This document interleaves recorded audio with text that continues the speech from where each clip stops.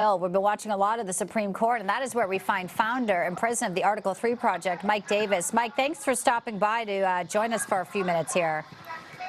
Thank you for having me. Oh, my gosh. So the tale of the tape, these Robert Hur audio tapes, they've released the transcript.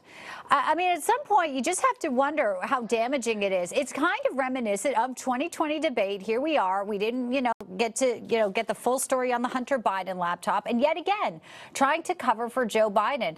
Shouldn't Americans just hear how he sounded, how he's making reportedly sounds of like Corvette noises? Why not if they're trying to choose who the next president should be? Yeah, remember, Joe Biden and Merrick Garland are prosecuting President Trump's top advisors after Trump asserted constitutional executive privilege going back 250 years to George Washington. Peter Navarro is sitting in prison right now, and Steve Bannon is heading to prison. Yet Merrick Garland defied a congressional subpoena. Remember, Robert Hur released the transcripts of this conversation with Joe Biden. So how the heck can Merrick Garland and Joe Biden now claim executive privilege after they released the transcripts? This is clearly a cover-up. Merrick Garland is clearly protecting his boss. He's clearly protecting himself.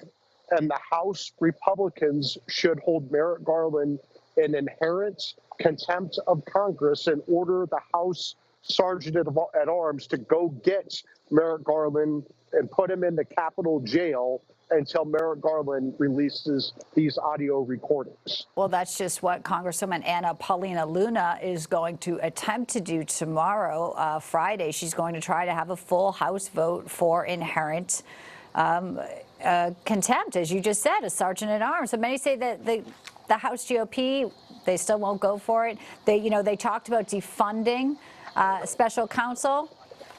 Every time they talk tough, but many people are saying they're not seeing the power of the purse and what they can use to its full extent. And here we are. It's almost time's up, though, Mike. And that's what's so frustrating. We're hours before the debate. We don't have the Hur tapes. But I'll play a little bit of Christina Bobb, a good friend of the program here, talking about why this is so relevant and why this is somewhat of a Democratic playbook here. These audio tapes of Joe Biden's interrogation with Robert Hur really are the Hunter Biden laptop of the 2024 election. There's nothing to see here. It's fine. It's disinformation. There's nothing. And then after the election, we wait to find out that, oh, look he was the bumbling fool, and they cleaned up the transcript to make him sound more competent than he actually is. You have that. You have Jerry Nadler saying it's MAGA Republicans because they want to show the transcripts of the people who gave Joe Biden information to use right as it came up during the debate last time. You can't make this stuff up, Mike. Yeah, remember what are on these audio recordings. You had Joe Biden intentionally sharing stolen classified information with his ghostwriter on a book for which Joe Biden got an $8 million advance. Joe Biden sold out our national security for this $8 million book. And in the meantime, Joe Biden and Merrick Garland are trying to throw Trump in prison for the rest of his life for presidential records Trump is allowed to have in the office of former president under the Presidential Records Act. I would say to these House Republicans, do your damn job. You have an attorney general who has refused to comply with a lawful subpoena.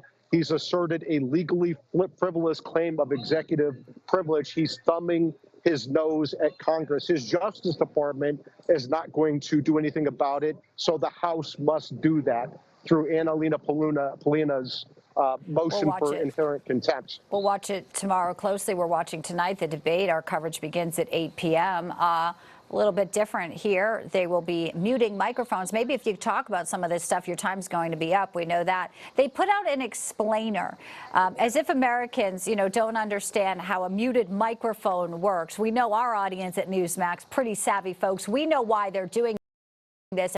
It helps Joe Biden, and to all Americans explaining what we'll see with little green lights tonight on the stage. If we go behind the podiums, you can see two green lights.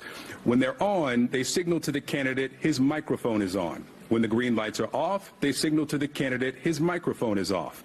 He's going to interrupt me as I'm speaking, and this is what it will sound like. My volume remains constant, while Phil's interruption can be difficult to understand. He's going to interrupt me. My volume remains constant, while Victor's interruption can be difficult to understand. Shared this demonstration with the campaigns earlier today, and we're sharing it with you, our viewers, so everyone fully understands how tomorrow night will work. Oh, we understand how it works, right? This debate has guardrails, and we know why. Mike, final thoughts, sir. I would say this: is CNN also going to change Joe Biden's diapers during this debate? It seems like they're doing everything they can to help Joe Biden. Well, the one thing is they flipped a coin, and Donald Trump got the final word because Joe Biden, for some reason, wanted to go first and pick that podium side. So there's one thing working in Trump's favor, and also all of the substantive policy issues like the border and economy. Joe Biden's record will be very hard to defend tonight, but we'll see him try. Mike Davis, founder and president of the Article 3 Project, joining us live from the Supreme Court steps, where there's some big rulings coming out, we now know, until July. Thank you for joining us today, Mike. I certainly appreciate it. Thank you.